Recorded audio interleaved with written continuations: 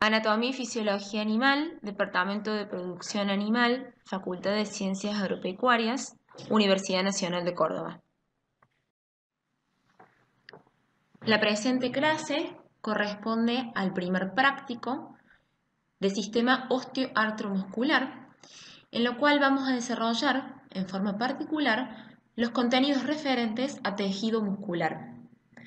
Como objetivos para esta clase vamos a caracterizar las funciones del tejido muscular, vamos a estudiar su clasificación de acuerdo a los criterios de ubicación, histología y control. Vamos a analizar la organización del músculo esquelético, vamos a describir a la fibra muscular, que es la célula que compone al músculo. Vamos a comprender el proceso de contracción muscular y por último vamos a conocer los distintos grupos funcionales musculares que intervienen en los movimientos. El tejido muscular participa en diversas actividades. Participa en la movilidad, posibilitando el desplazamiento, por ejemplo, en la búsqueda de agua, de alimento, de sombra, desplazamiento que se hace más significativo en sistemas de producción extensivos. Participa en la postura corporal, existen músculos que se ubican en el dorso, en el abdomen, en la pierna, que contribuyen al mantenimiento de la postura corporal. El tejido muscular también participa en la alimentación, en lo que es la toma del alimento, de la masticación, los movimientos de la lengua, la deglución, los movimientos peristálticos. Estos movimientos peristálticos son los que permiten el avance del alimento por las distintas porciones del sistema digestivo. Participa en la respiración, en la inspiración y la expiración. Participa en la circulación sanguínea. Vamos a ver más adelante que las paredes de los vasos sanguíneos presentan en su constitución histológica porciones de músculo. Además, también los músculos esqueléticos colaboran en el retorno venoso, retorno que se produce desde los tejidos hacia el corazón. El tejido muscular participa también en la reproducción, en el caso de los machos, en el salto, en la eyaculación, y en el caso de las hembras, en las contracciones del sistema reproductor para posibilitar que las gametas se puedan juntar para la fecundación. En el caso de las hembras, el tejido muscular también participa en el parto. En relación a la termorregulación, ante aumentos o disminuciones de la temperatura, el animal pone en marcha trabajo voluntario que le posibilita realizar cambios posturales o trabajo involuntario cuando el animal se somete a frío y comienza a tiritar. Por último, el tejido muscular interviene en la apertura o cierre de esfínteres. Por ejemplo, el esfínter anal en el caso de la defecación, el esfínter uretral en el caso de la micción, el cardias y el píloro, por ejemplo, que intervienen en el pasaje del contenido del sistema digestivo, pero vamos a ver en forma específica a cada uno de estos esfínteres en el sistema correspondiente. Vamos a estudiar la clasificación del tejido muscular. Podemos observar que existen distintos criterios de clasificación. El primer criterio que vamos a estudiar es el criterio referido a la localización del músculo, es decir, referido a su ubicación anatómica. Dentro de este grupo tenemos al músculo esquelético, al cardíaco y al visceral. El músculo esquelético es aquel músculo que se inserta en los huesos y permite el movimiento y el mantenimiento de la postura corporal. En segunda instancia, el músculo cardíaco es aquel músculo que constituye a las paredes del corazón. Por último, el músculo visceral, como su nombre lo indica, constituye a las paredes de las vísceras, por ejemplo el estómago, el intestino, constituye a las paredes del sistema vascular y está presente también en los músculos piloerectores, que son los músculos relacionados al pelo.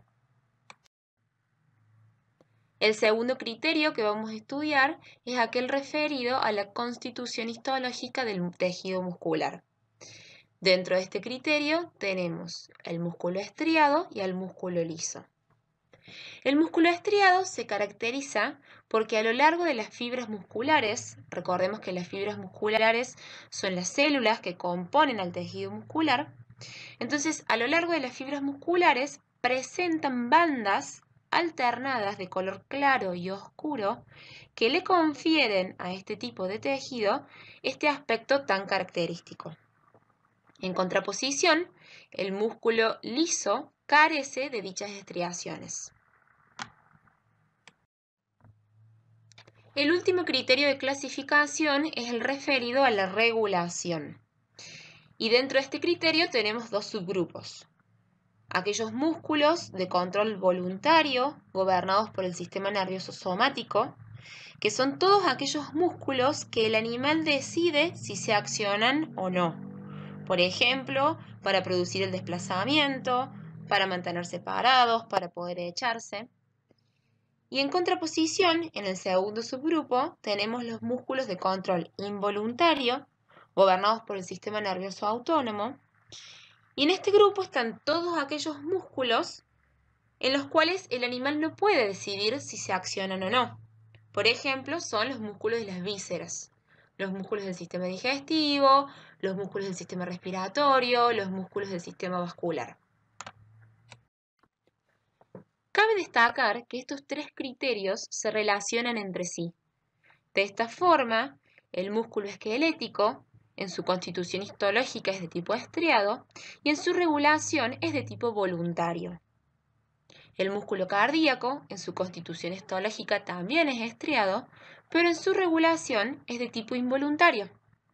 Por último, el músculo visceral, en su constitución histológica, es liso y en su regulación es involuntario. Retomando el segundo criterio de clasificación relacionado a la constitución histológica o histología del tejido muscular, vamos a analizar el tipo de fibra muscular de cada uno. Recordemos que la fibra muscular es la célula que compone el tejido muscular. El músculo estriado presenta estriaciones transversales, como su nombre lo indica, que se deben a la organización alternada de miofilamentos gruesos y finos, y que le otorgan a este tipo de músculo este aspecto tan característico. En relación a la ubicación, el músculo estriado se subdivide en dos grupos, esquelético y cardíaco. El músculo estriado esquelético es aquel que presenta fibras musculares muy alargadas y multinucleadas. Es el responsable de producir el movimiento del esqueleto. Mientras que el músculo estriado cardíaco es aquel que presenta fibras musculares de tipo ramificadas, más cortas y unicelulares. Fíjense que el músculo estriado esquelético y el músculo estriado cardíaco presentan estructuras que son distintas. A su vez, el músculo estriado cardíaco presenta la particularidad de que sus fibras están unidas entre sí por discos intercalares. Estos discos intercalares son estructuras especializadas que permiten la íntima adhesión y la rápida comunicación entre las células. Estas estructuras permiten la contracción del músculo cardíaco. Por último, el músculo liso es aquel que no presenta estriaciones y sus células son unicelulares, alargadas, de tipo fusiforme y presentan un núcleo central. Avanzando un poco más, vamos a estudiar ahora la estructura de los músculos esqueléticos, ya que esta es la más compleja. Como mencionamos anteriormente, los músculos esqueléticos son aquellos que se insertan en huesos y por ende relacionan a dos o más huesos entre sí para permitir el movimiento del esqueleto. Los músculos se unen a los huesos por medio de una estructura denominada tendón. Dicho tendón está constituido por tejido conectivo. El tendón se continúa a su vez con una estructura denominada fascia, que también está constituida por tejido conectivo. Esta fascia permite el ingreso de nervios y vasos y rodea el músculo. A partir de la fascia se extienden tres capas que de afuera hacia adentro se denominan epimicio, perimicio y endomicio. El epimicio es la capa más externa que envuelve a todo el músculo. El perimicio, por su parte, es aquel que rodea a grupos de fibras musculares constituyendo fascículos. Los fascículos son conjuntos de fibras musculares. Entonces, un fascículo va a estar rodeado por el perimecio. Por último, el endomisio penetra en el interior de los fascículos y recubre a cada fibra muscular. O sea, cada fibra muscular, es decir, cada célula muscular, se encuentra recubierta en forma individual por una capa de tejido conectivo denominada endomisio. Todos estos componentes de tejido conectivo que mencionamos tienen la finalidad de proteger y fortalecer el músculo. Como mencionamos anteriormente, las células que componen el tejido muscular se denominan fibras musculares. Dichas células son altamente especializadas, ya que presentan estructuras que posibilitan la función contráctil. Vamos a analizar en detalle a una fibra muscular. Podemos observar que su membrana celular, también denominada sarcolema, presenta numerosas invaginaciones denominadas túbulos transversos. Dichos túbulos transversos se ubican en forma perpendicular al eje longitudinal de la célula y la invaginación ocurre desde el exterior hacia el interior de la célula. Los túbulos transversos permiten la propagación del impulso nervioso que estimula la contracción muscular en forma simultánea y por toda la fibra muscular. Si analizamos el citoplasma o sarcoplasma de la fibra muscular, observamos distintas organelas.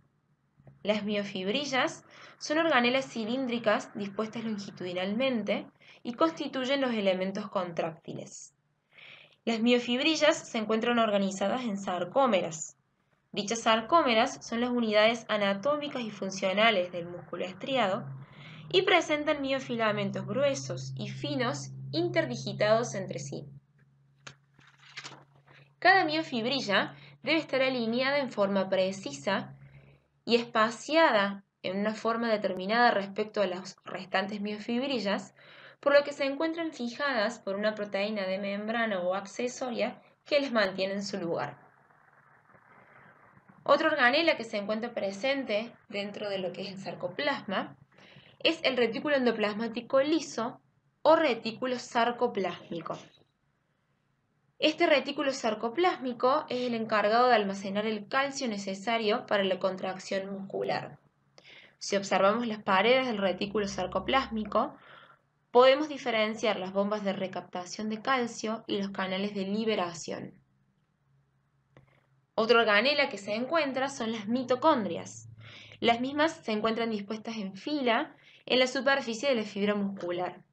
Son las encargadas de producir el ATP necesario para la contracción muscular y por ello se encuentran cerca de las miofibrillas para proporcionarles el ATP cuando es requerido. Disperso en el citoplasma también se encuentran moléculas de mioglobina y de glucógeno. La mioglobina es una proteína que confiere el color característico al músculo y se encuentra solo en este tipo de tejido. La mioglobina se une al oxígeno y lo libera cuando las mitocondrias lo requieren para la producción del ATP. Las moléculas de glucógeno representan la fuente de energía para la síntesis del ATP. Y por último encontramos varios núcleos. Como ya mencionamos anteriormente, estas fibras musculares del tejido muscular esquelético son multinucleadas.